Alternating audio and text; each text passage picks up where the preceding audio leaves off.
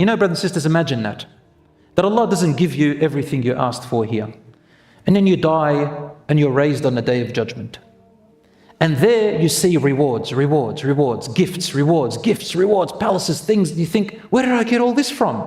I don't deserve all this. As far as I remember, I didn't do that many prayers. I didn't do that many things for people. And it will be said to you, these are all the du'as that weren't responded to you. Allah owes them to you. Here you go. It's back pay. Subhanallah. The scholars mentioned about this hadith, they said that people on the day of judgment will see this among other people. That when they see how much Allah had given them because He owed them the du'as, Allah doesn't owe anybody anything, but Allah subhanahu wa ta'ala made it upon Himself to owe you, that they would wish if all of their du'as weren't granted in the former life. They all wish that if all their du'as weren't responded to and that they left it all for today from the goodness that they see. Therefore, brothers and sisters, nothing is ever gone. Be very careful, brothers and sisters, from transgressing in your dua.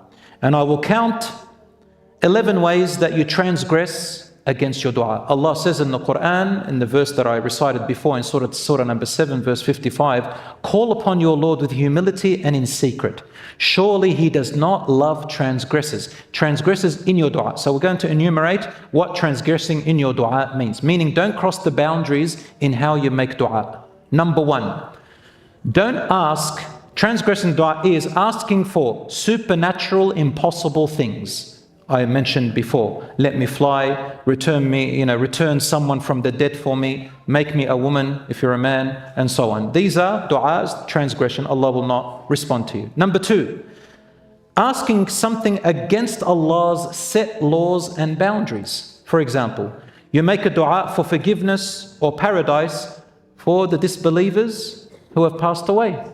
Allah subhanahu wa ta'ala has forbidden us from making dua for paradise and forgiveness for disbelievers. This is between them and Allah subhanahu wa ta'ala. I know it's harsh on some people who may have family members who died disbelievers, but brothers and sisters, we say their matter is to Allah. And always remember Prophet Ibrahim alayhi salam. Remember all the other prophets and messengers who had parents and family members who died disbelievers. But once they've died, we are not allowed to make dua for them for Allah to just put them into paradise and forgive all their sins. That's between them and Allah. Number three, transgressing in your dua means to ask Allah for things Allah has designated to others. You're not allowed to have them.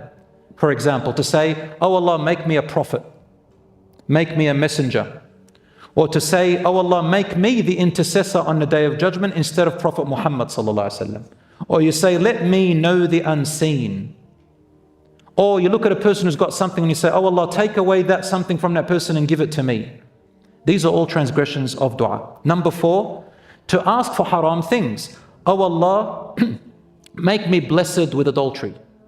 It's not going to work. Oh Allah, grant us a righteous child from my girlfriend. This is haram. Oh Allah, grant me a profit from haram sales. I sell something haram and I say, oh Allah, bless my money. And then I get all these profits and I say, Allah has responded to my dua. La habibi, this is going to be a punishment for you. Number five, raising your voice too much in dua. Some people, they think if they raise their voice, Allah's going to hear them better. Oh, no. Allah says in the Quran, call upon your Lord tadarru'an wa khufya, with humility and low voice. Unless you're giving a khutbah, a sermon, or you're teaching someone something, or I'm sitting and making dua so you can hear me, then I say it. But I don't raise my voice and yell it. Rasulullah was passing by through a valley with his companions on their way to, I think it was Tabuk or somewhere else, and they all got scared and they started to raise their voices and, oh Allah, give us victory, oh Allah. Rasulullah turned to them and said, إِنَّكُمْ لَا تُنَادُونَ بَعِيدًا وَلَا أَصَمْ. You are not calling upon someone who's far away from you or who is deaf. إِنَّمَا تُنَادُونَ قَرِيبٌ مُجِيبٌ. You are calling upon someone who's very close and he will respond. So call upon Allah, tranquility, peace, and low voice. Number six, transgressing dua is when you wail in your crying. Some people, they cry out of humility and compassion and mercy and sadness. And other people, they cry out of more like as if they're complaining, as if they're rebellious, as if they hate what's happened. They cry very loud in a very annoying way. This is transgressing your dua. Number 7, when you make a dua, making conditions on Allah. Like this. For example, I say, "Oh Allah, if you don't give me this, I will no longer pray to you." Some people do that. "Oh Allah, if you do this, I will do that. And if you don't, I will not do that." This is making conditions on Allah. This is transgressing the dua. Number 8, asking in too much detail. "Let me enter through the white door of the right place of paradise with a white palace on the right side of paradise with hinges made out of fairy dust," and so on. You don't make all this dua in detail. Number 9, changing the dua into a lecture. Now this applies to people who make dua in public. Some of them, when they make a dua or they pray Taraweeh, they turn the dua into a lecture, a maw'idha. "Oh Allah, the graves and the door that will open in the grave and the darkness of the graves, and when the worms come and eat my body and it starts to deteriorate and I have no father or mother, and the ugliness of this and the ugliness of that, oh Allah," and everybody starts crying and you're moving the emotions. This is transgressing the dua, turning the dua into a lecture. Sometimes people stand up and they're making dua, for example, that goes on for 40 minutes. And it's no longer a dua, it becomes a lecture. And just to move the hearts, this is not a dua. Number 10, starting each and every name of Allah, stating each and every name of Allah and making dua after mentioning each and every name. I don't know if you've heard this before. I've seen some people, especially when they pray Imam or when they make dua, they mention all the names of Allah. And they start going one by one, and make dua one by one. This is transgressing the dua.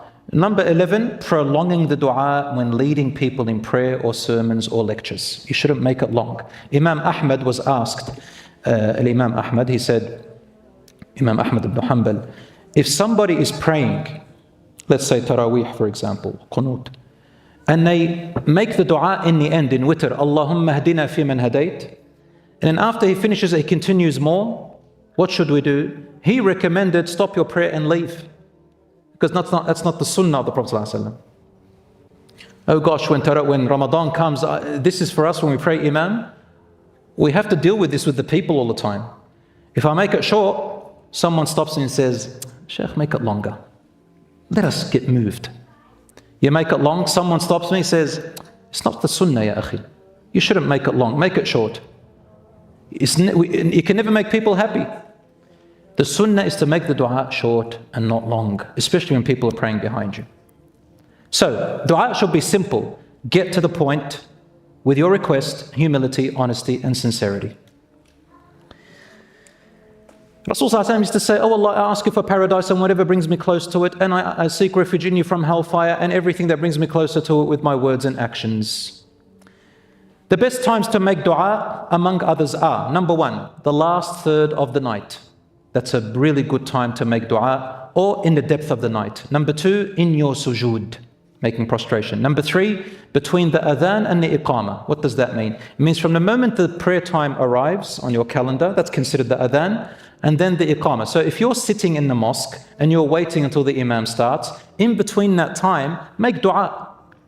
That's an acceptable time. If you're at home, for example, from the time of the adhan, you go and make wudu, you're waiting maybe for your sibling, you're about to pray. Within that time, inshallah, is also a dua that is accepted. Also, a time period during different times on Friday. And there are 3 main times. Number 1, when the imam climbs up the minbar. The imam climbs up and gives the sermon until he finishes prayer. When should you make dua? You know, when the imam sits down in between the 2 khutbahs, in that time make dua. And when the imam comes down, make dua. And in your sujood in prayer, make dua. And after the prayer, make dua. Also, in between Asr and Maghrib on Friday. All that time, there is a designated time where you can make dua and it's more accepted. Number 3, in the last hour before sunset. Last hour before sunset. All of these are, inshallah, part of the good times on Friday. As for the rest of the day of Friday, it's all blessed, but to a lesser extent. Another time to make dua is in times of necessity and hardships. The oppressed person, their dua is strong. The traveler, someone who's on traveling, their dua is strong. The person who is sick, their dua is strong. Serving your parents, while you're serving your parents, and your dua becomes more strong. And there's a story about Uwais Al-Qarani. Ever heard of Uwais Al-Qarani? Uwais Al-Qarani was a man who lived at the time of the Prophet ﷺ. He lived away, I think it was in Yemen, maybe I could be mistaken, but he was not in Medina when the time of the Prophet ﷺ was there. And he had the chance to go and see the Prophet ﷺ and meet him. Had he gone and met the Prophet ﷺ and believed in him, he would be classified as a Sahabi, a companion. But Rasul ﷺ died, and Uwais Al-Qarani never had the chance to meet the Prophet Muhammad, peace be upon him. So he feared that he wasn't one of the companions. But Rasul ﷺ, he counted him as one of the righteous among the companions, but not technically in the meaning, because to be a companion you have to meet the Prophet ﷺ and believe in him to be classified as a companion.